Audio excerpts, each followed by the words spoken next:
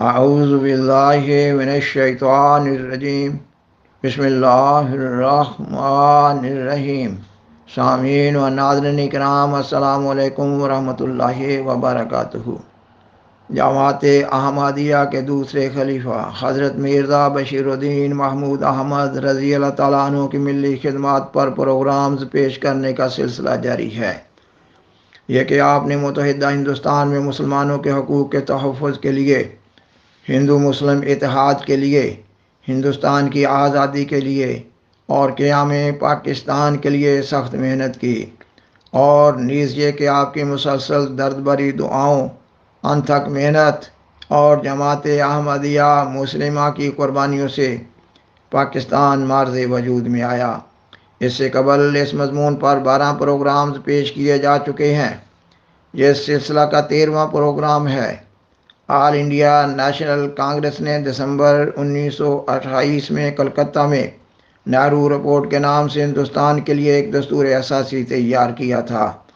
گو اس نام نہاد دستور اساسی یعنی نہرو رپورٹ پر حضرت خلیفۃ المسیح ثانی رضی اللہ تعالیٰ عنہ کے تبصرہ نے اس کے طلسم کو توڑ دیا تھا، اور مزید یہ کہ آپ اور جماعت احمدیہ کی کوششوں سے مسلم زعماء نے نہرو رپورٹ کو رد کر دیا تھا، مگر ہندو لیڈرز اس رپورٹ پر ہی اڑے ہوئے تھے، اور انہوں نے یہ نام نہاد دستور اساسی تیار کرنے کے ساتھ ہی ہندوستان کی برطانوی حکومت کو اس پر غور و فکر کرنے کے لیے 1 سال کا نوٹس دے دیا تھا، اور ہندو لیڈرز حکومت اور مسلمانوں کو مسلسل انتباہ بھی کر رہے تھے کہ نہرو رپورٹ کو ہندوستان کے نمائندہ دستور اساسی کی حیثیت سے منظور کیا جائے۔ ہندو لیڈرز نے اس نوٹس کی میعاد ختم ہونے کے بعد 21 دسمبر 1929 کو لاہور کے اپنے اجلاس میں سول نافرمانی کا پروگرام دیا۔ ہندو لیڈرز کے اس رویہ سے معلوم ہو رہا تھا کہ وہ مسلمانوں کے حقوق کو کوئی اہمیت نہیں دے رہے۔ اس موقع پر سیدنا حضرت خلیفۃ المسیح ثانی رضی اللہ تعالیٰ عنہ نے ہندو لیڈرز کے نام ایک خط ہندوؤں کے نام اپیل کے عنوان سے لکھا۔ اس خط میں آپ نے ہندو لیڈرز کو مسلم حقوق کی طرف توجہ دلاتے ہوئے لکھا، مسلمانوں کا مقصد صرف اس قدر ہے کہ وہ ملکی مفاد کی خاطر آئندہ مصائب کا اطمینان اور محفوظ ہونے کے احساس کے ساتھ مقابلہ کرنے کے قابل ہو سکیں۔ ہر اکثریت کا اخلاقی فرض ہے کہ وہ نہ صرف اقلیتوں کے حقوق کی حفاظت کرے بلکہ انہیں ہر طرح مطمئن کرنے کی کوشش کرے۔ آل انڈیا نیشنل کانگریس کے لیڈروں نے آپ کی اس اپیل کو قابل التفات نہ سمجھا۔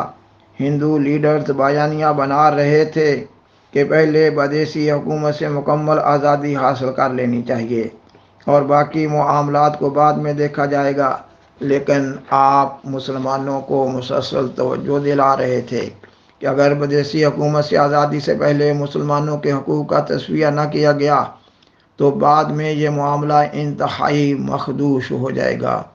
ان حالات میں آل انڈیا نیشنل کانگریس نے مسلمانوں کے حقوق کو نظر انداز کرتے ہوئے آزادی کامل کی قرارداد پاس کی، یہ کہ ہندوستان کو انگریزوں کے تسلط سے فوراً مکمل طور پر آزاد ہونا چاہیے۔ سامعین و ناظرین کرام، اس وقت مسلمانوں کے سواد اعظم کے مقابل ایک گروپ انتہا پسند جوشیلے مسلمانوں کا بھی تھا۔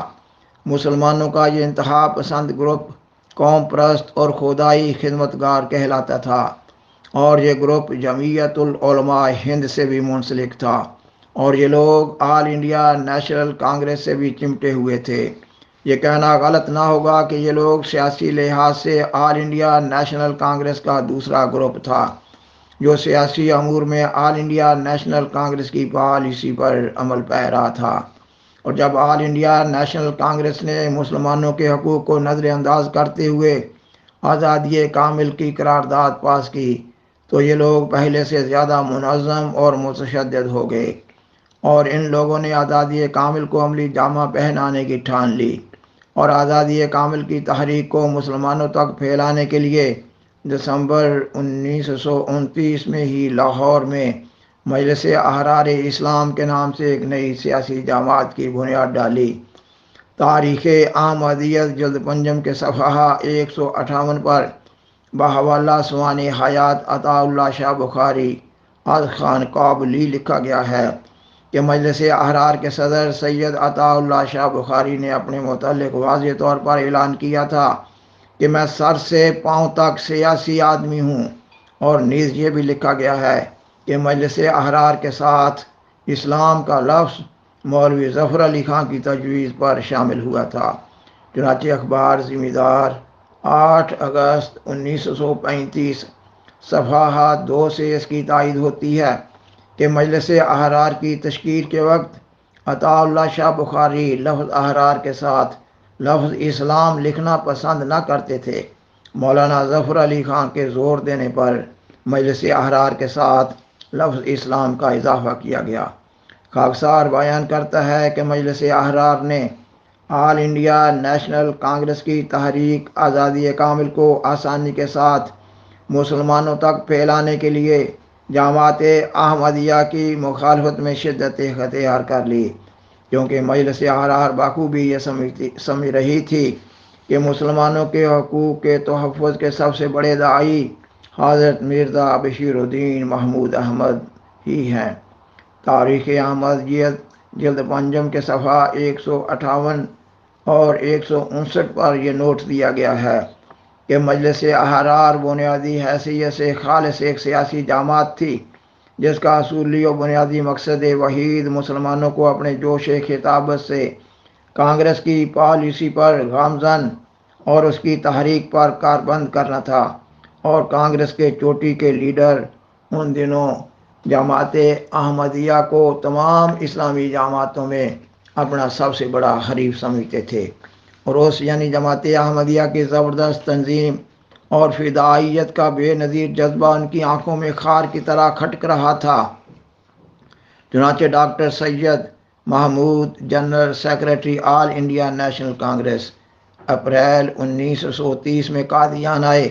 انہوں نے حضرت خلیفۃ المسیح ثانی رضی اللہ تعالیٰ عنہ کو ایک ملاقات میں بتایا کہ پنڈت جواہر لال صاحب نہرو جب یورپ کے سفر سے دسمبر 1927 میں واپس آئے تو انہوں نے اسٹیشن پر اتر کر جو باتیں سب سے پہلے کی، ان میں سے ایک یہ تھی کہ میں نے سفر یورپ سے یہ سبق حاصل کیا ہے کہ اگر انگریزی حکومت کو ہم کمزور کرنا چاہتے ہیں تو ضروری ہے کہ اس سے پہلے احمدیہ جماعت کو کمزور کیا جائے۔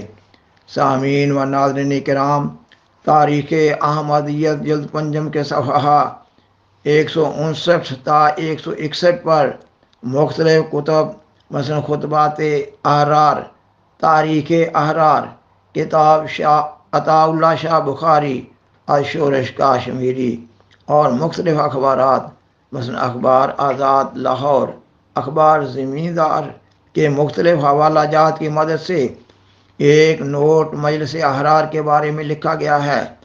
اس نوٹ سے بخوبی یہ ظاہر ہو رہا ہے کہ مجلس احرار کی طرف سے پہلی دفعہ جماعت احمدیہ کو محض اس وجہ سے برطانوی ایجنٹ قرار دیا گیا کہ جماعت احمدیہ کے امام ہندوستان کے مسلمانوں کے وسیع تر مفادات کے لیے ہندوؤں کی سیاسی جماعت آل انڈیا نیشنل کانگریس سے برسر پیکار تھے۔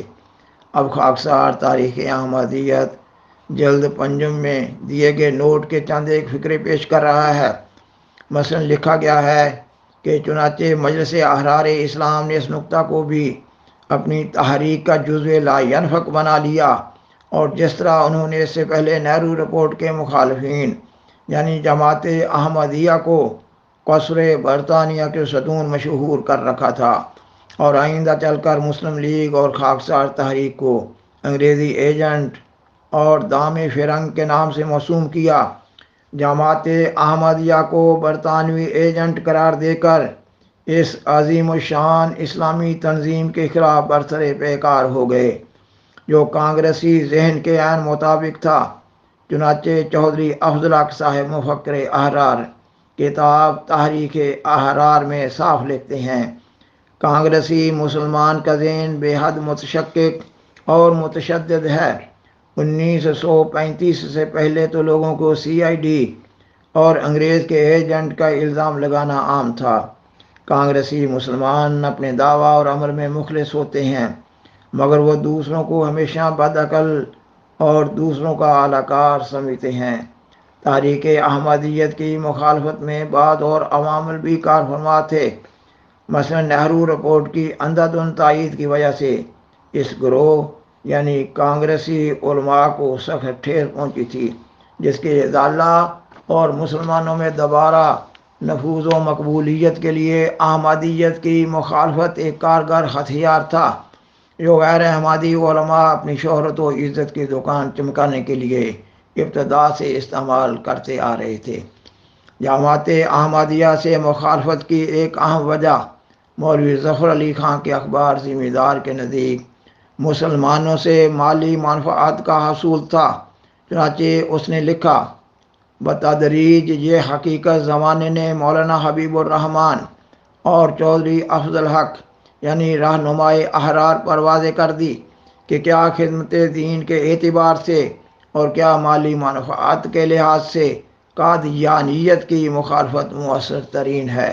سامعین و ناظرین کرام، تاریخ احمدیت جلد پنجم کی عبارت ابھی جاری ہے۔ اس مقام پر خاکسار یہ وضاحت کرنا چاہتا ہے کہ مجلس احرار احمدیت کی مخالفت کرنے میں کسی ٹھوس دلیل پر قائم نہ تھی۔ مجلس احرار کے پاس احمدیت مخالفت میں سب سے بڑا ہتھیار عام مسلمانوں کو اشتعال دلانا ہوتا تھا۔ اس پس منظر میں خاکسار تاریخ احمدیت کی مطلوبہ بقیہ عبارت بحوالہ اخبار آزاد لاہور احرار نمبر 27 ستمبر 1958 پیش کر رہا ہے، جس میں مجلس احرار کا ترجمان خود اقرار کر رہا ہے یہ بھی کہا جاتا ہے کہ مجلس احرار کے خطبوں میں جذباتیت، پھکڑ بازی اور اشتعال انگیزی کا عنصر غالب ہوتا ہے۔ یہ ٹھیک ہے، مگر یہ بھی تو دیکھیے کہ ہماری قوم کی ذہنیت اور مذاق کیا ہے۔ آپ ذرا حقیقت پسند، سنجیدہ اور متین بن جائیں، پھر آپ مسلمانوں میں مقبول ہو جائیں۔ یہی تو ہماری سب سے بڑی کمزوری ہے کہ ہم حقائق و واقعات سے کوئی تعلق نہیں رکھتے، صرف جذبات سے کام نکالتے ہیں۔ اسی طرح اشتعال انگیزی بھی ہماری تحریکوں، جماعتوں اور قائدوں کی جان ہے۔ الیکشن بازی میں تو دیندار اور بے دین سب کے سب اشتعال انگیزی ہی سے کام لیتے ہیں۔ ہاں یہ ضرور ہے کہ اس سے کوئی کم لیتا ہے اور کوئی زیادہ۔ ہمارے احراری بزرگ اس میں سب سے آگے ہیں۔ خاکسار بیان کرتا ہے کہ تاریخ احمدیت جلد پنجم کی مطلوبہ عبارت مکمل ہوئی۔ ان تاریخی حقائق سے معلوم ہو رہا ہے کہ علماء سو نسل بہ نسل مسلمانوں کو انتہائی ناپسندیدہ اعمال کا وارث بناتے چلے آ رہے ہیں۔ اسی وجہ سے آج پاکستانی معاشرہ انتہائی اخلاقی ابتری کا شکار ہے۔ کہا جاتا ہے کہ جیسی روح ویسے فرشتے۔ سامعین و ناظرین کرام، یہ مضمون ابھی جاری ہے۔ بالآخر درخواست ہے کہ برائے مہربانی اس پروگرام کو دوسروں سے شیئر کریں اور ازرائے کرم اس چینل کو سبسکرائب کریں۔ جزاکم اللہ تعالی احسن الجزاء وآخر دعوانا ان الحمد للہ رب العالمین۔ والسلام علیکم ورحمۃ اللہ وبرکاتہ۔